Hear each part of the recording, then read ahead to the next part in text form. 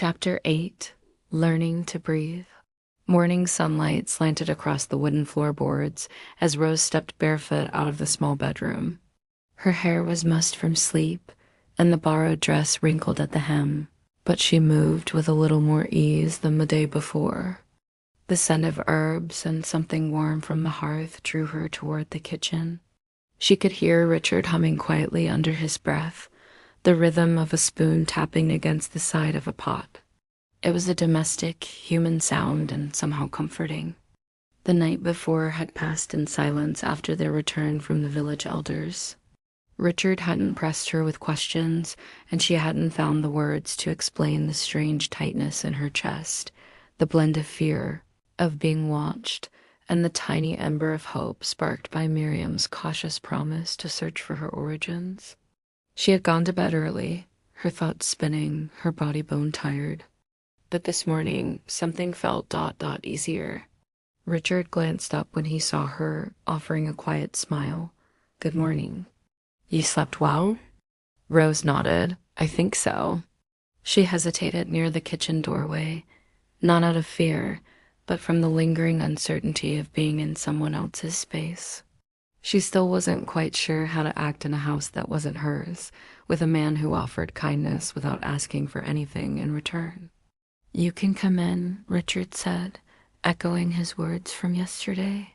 "You live here now, remember?" That tugged a small smile from her. "I'm trying to." "Trying counts." He turned back to the pot. "You hungry?" "Yes," she said, surprised by the quickness of her answer and the truth of it. He ladled thick vegetable stew into 2 bowls and cut slices from a fresh loaf of bread. Unlike yesterday, Rose didn't hesitate to sit at the table. She knew how to hold the spoon now, knew how hot the broth would be, knew what the bread would feel like in her mouth. It still felt new, but no longer foreign. They ate quietly, the kind of silence that felt companionable. She caught herself studying the steam rising from her bowl, mesmerized by how it curled and danced in the light. Her senses seemed sharper now, sights, sounds, smells all louder than they should be. She found herself deeply curious about the mundane, the way the wooden grain of the table felt under her fingertips, how the fire cracked gently in the hearth, how birdsong drifted through the window like something sung just for her. After breakfast, Richard handed her a small woven basket. "The hens are waiting." Outside, the sun warmed the earth, and the breeze carried the scent of clover. Rose walked beside him down the worn path, marveling again at the way the grass bent under her feet.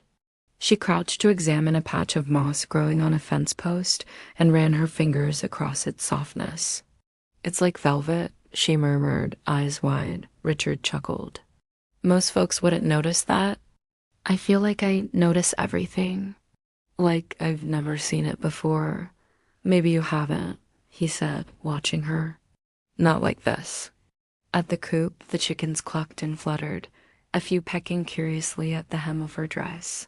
She giggled an actual giggle when Penny, the round hen from yesterday, squawked and stubbornly refused to budge from her nest. "Still thinks she owns the place," Richard muttered, and Rose laughed again. By midday, they had collected eggs, pulled weeds in the garden, and harvested a handful of strawberries, which Rose tasted with delighted surprise. "These are sweet. I didn't expect bat. You didn't expect strawberries to be sweet?" "I don't think I expected strawberries at all." That made Richard smile. Later, while he tended to the horses and chopped kindling, she wandered through the orchard, reaching out to brush the leaves and tug lightly at low-hanging pears. She sat beneath the twisted old tree from yesterday, watching the clouds drift lazily across the sky. There was a stillness here. Not the empty kind, but the kind that made space for thought. When the sun set, and the kitchen filled with the scent of roasted squash and herbs, Rose helped set the table. She moved awkwardly at first, fumbling with the placement of utensils and forgetting which side the cups went on. But Richard didn't correct her. He simply moved beside her and quietly adjusted where needed until everything looked right. They ate together as the fire crackled low, the warmth of the hearth slowly giving way to the cool hush of night. After the dishes were cleaned and put away, Rose lingered in the doorway of the kitchen again.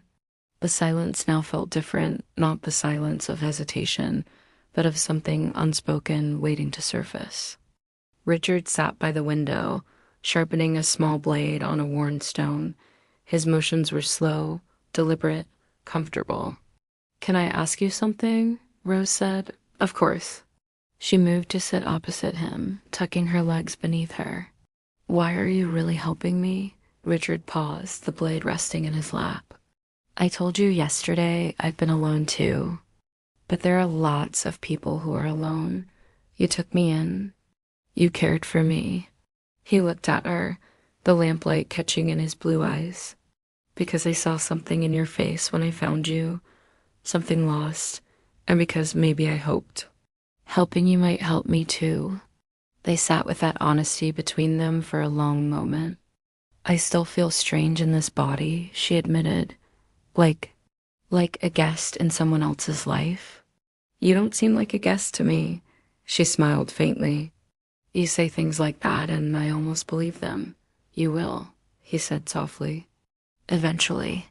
Rose looked down at her hands, curling and uncurling her fingers like she was still discovering what they could do. "Thank you." "For what?" "For not being afraid of me. Even when I'm afraid of myself." Richard didn't respond with words.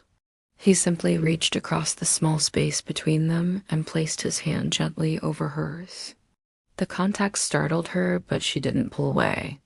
They sat like that until the oil lamp burned low. And when she went to bed that night, Rose curled beneath the patchwork quilt and felt, for the first time, not just safe, but known.